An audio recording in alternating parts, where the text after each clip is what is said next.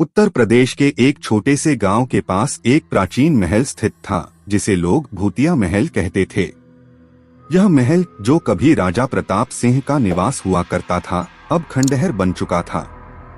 गांव वालों का मानना था कि इस महल में राजा प्रताप सिंह की आत्मा भटकती है, जिसने अपनी मौत के बाद भी महल को नहीं छोड़ा। राजा की मौत के पीछे एक रहस्यमयी कहानी थी जिसे बहुत कम लोग जानते थे। कहते हैं कि राजा प्रताप सिंह एक बेहद शक्तिशाली और क्रूर शासक थे। उन्होंने अपने शासनकाल में कई युद्ध लड़े और विजय प्राप्त की, लेकिन उनकी निजी जिंदगी दुखों से भरी हुई थी। उनकी रानी वासंती को एक रहस्यमयी बीमारी हो गई थी, जिससे उनकी मौत हो गई। रानी की मौत के बाद राजा का मनोबल टूट गया और वे अजीबोगरीब तंत्र मंत्र की ओर आकर्षित हो गए। उन्होंने महल में एक गुप्त कक्ष बनवाया, जहां वे तंत्र मंत्र और आत्माओं से संपर्क करने का प्रयास करते थे। कहते हैं कि एक रात जब राजा अपनी साधना में लीन थे, तब एक भयानक चीख सुनाई दी और अगले दिन राजा मृत पाए गए। तभी से महल को भूतिया कहा जाने लगा। एक दिन गांव में एक नवयुवक रोहित आया। रोहित एक शहर से था और उसे रहस्यमयी और भूतिया जगहों के बारे में जानने का बहुत शौक था।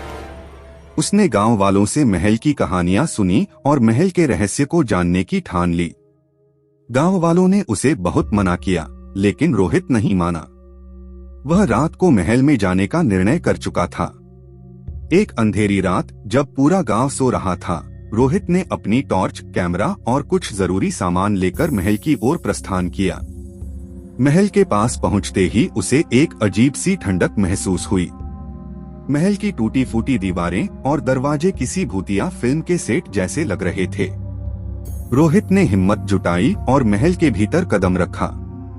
चारों तरफ घना अंधेरा था और सिर्फ उसकी टॉर्च की रोशनी थी जो उसे रास्ता दिखा रही थी। महल के अंदर जाते ही उसे फुसफुसाहट की आवाजें सुनाई देने लगी। उसने सोचा कि यह उसका वहम है और आगे बढ़ता रहा। चलते चलते उसे एक बड़ा हॉल मिला, जहां राजा प्रताप सिंह की एक विशाल चित्रकला लगी हुई थी। उस चित्र के आगे एक जलता हुआ दिया था जो अपने आप जल रहा था। रोहित ने सोचा कि शायद कोई गांव वाला यहाँ पूजा करने आता होगा। तभी उसे एक गुप्त दरवाजे का पता चला जो चित्रकला के पीछे छिपा हुआ था। रोहित ने दरवाजा खोला और अंदर गया। अंदर एक संकरी सीढ़ियां थीं जो नीचे की ओर जा रही थीं। उसने नीचे उतरना शुरू किया और नीचे एक गुप्त कक्ष मिला जो राजा का साधना स्थल था। वहां के माहौल में एक अजीब सी नकारात्मक ऊर्जा थी। तभी उसे पीछे से किसी के चलने की आवाज सुनाई दी। उसने मुड़कर देखा, पर वहां कोई नहीं था। अचानक उसे एक भयानक चीख सुनाई दी और कक्ष की दीवारों से खून टपकने लगा। रोहित का दिल तेजी से धड़कने लगा। उसने सोचा कि अब उसे यहाँ से बाहर निकलना चाहिए।